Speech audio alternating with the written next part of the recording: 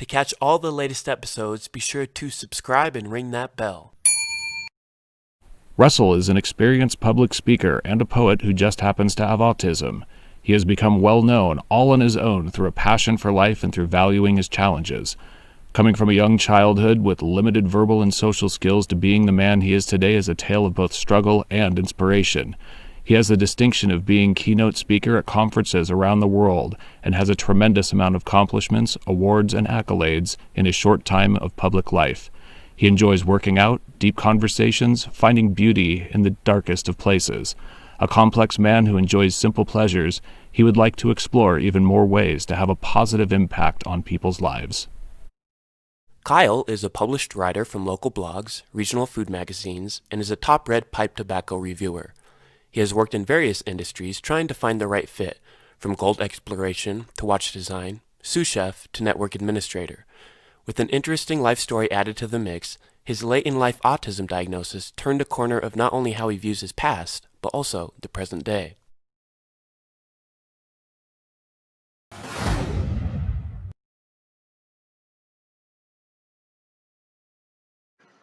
Does this work? I think Am so. I in the frame? I hope. Customers of the coffee shop sitting over there, and we look like a bunch of fools crawling up on this table. It's difficult. There's always kind of figuring out, gauging who the people are. Why am I motivated to go talk to them?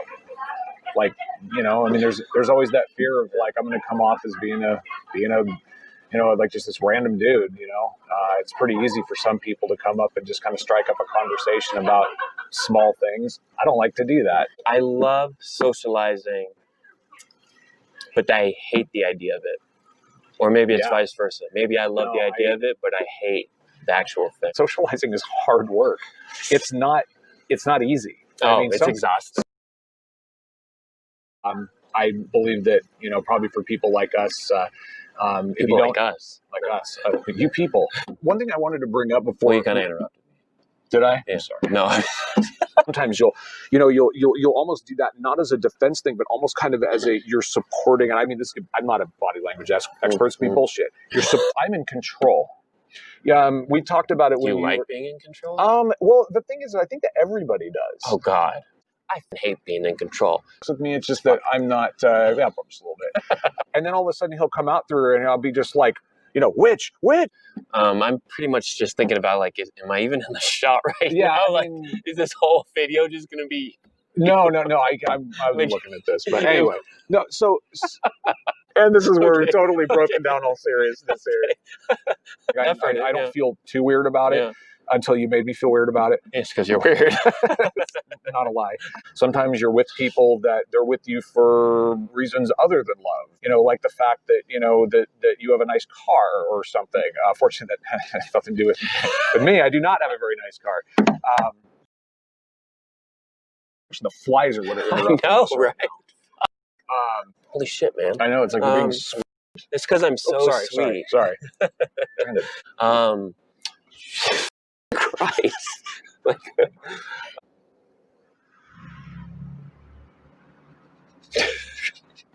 Brought it up that way because I hope you nailed it. No, I totally missed.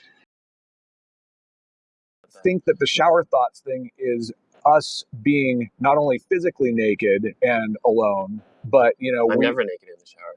That's weird, dude. I'm autistic. Do you really? No, I was gonna say, do you have special shower clothes? I was like, Let me all right, put on my shower tuxedo. It's shower tuxedo. His heart is completely down. You're still laughing. Are you still laughing with the shower tuxedo? I think I'm very funny. Home run. Most people aren't showering while they're on the clock, so I mean, I shower on the clock all the time.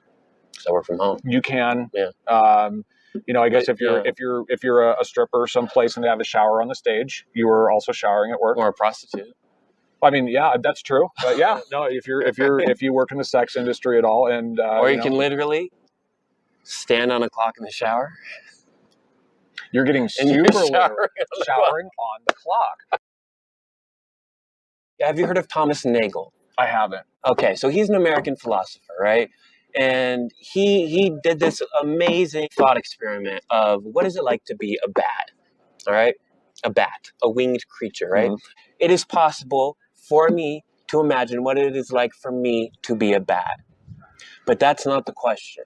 The question is, what is it like for that bat to be that bat? Oh, okay. Like if I say, think of a green chair and draw it out, and we put a divider between us, your green chair is going to look significantly different than my green chair. I can imagine what it's like to be Kyle, but I will never know what it's like for Kyle to be Kyle, right?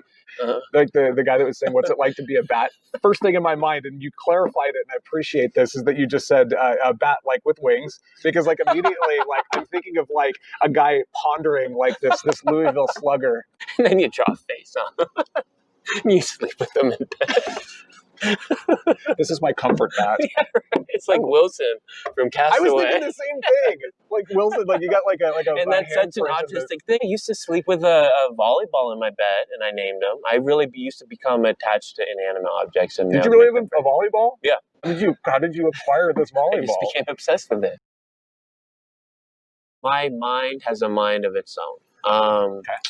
And it's like a fucking broken thermostat on the wall. It's like, you know, you walk in your house one day and it's 45 on the thermostat because the heat's not on. Next day you come in and the heat's on and it's like 90 degrees. Every night I go to sleep and I'm like, okay, I got through this day. I think I can learn some things and generalize this over into the next day.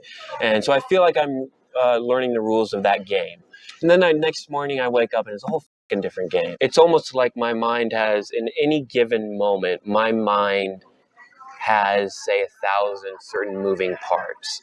And it all depends on when a moment arises in my life, at any given moment, where are those parts located? Right. There are people that don't understand what being on the autistic spectrum means. And one of the things is they say, oh, you're just an introvert. Here I am, 20 years old. In an hour, I'm going to be crying on my floor because I wish I had what everybody else had. You know, get to the point where I would have to walk in the grocery store and go back to my car and take another 5 minutes to say, I need food. I got to be here. My mom and I would go to the store when I was a little boy. And there are times where I would just tell my mom right at the entrance, I need to go back in the car. And I would feel so fucking guilty. Did you apologize to her? Yeah, I would always apologize. And I know I did. Like even to this day, if I have a huge meltdown in front of my mom, I apologize. And I hate that because I shouldn't have to apologize because that's a natural part of who I am and how I process. At the same time, I do apologize sincerely for her having to see me in pain. I don't want to fake anything about me. I like who I am. I love who I am. It's that shame of having a disability. It's still so stigmatized in society and throughout the world that even two people who are very open like we are and confident in who we are, at the very core of how we process things on a societal level, we still feel that shame. No one would ever think like, oh, these two guys are disabled, right? And it's so hard to be cognizant of the fact that people have invisible disabilities that I forgot I had it right now.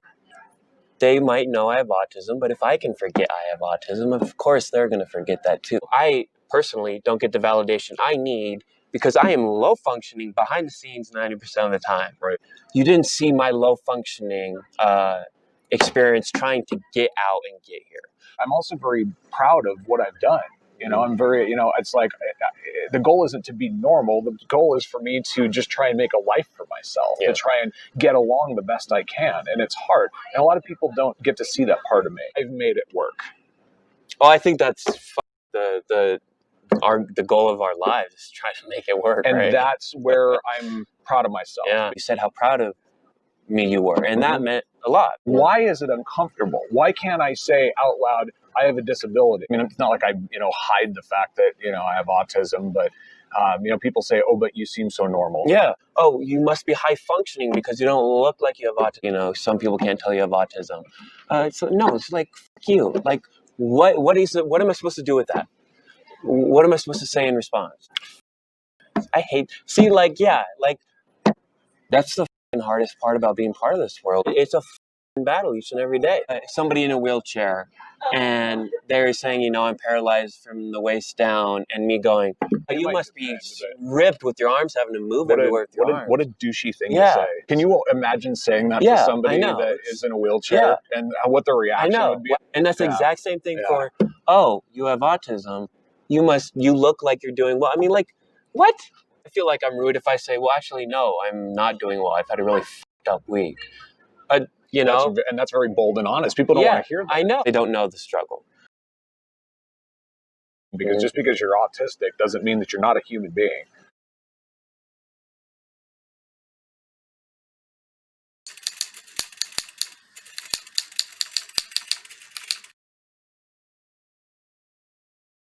To catch all the latest episodes, be sure to subscribe and ring that bell.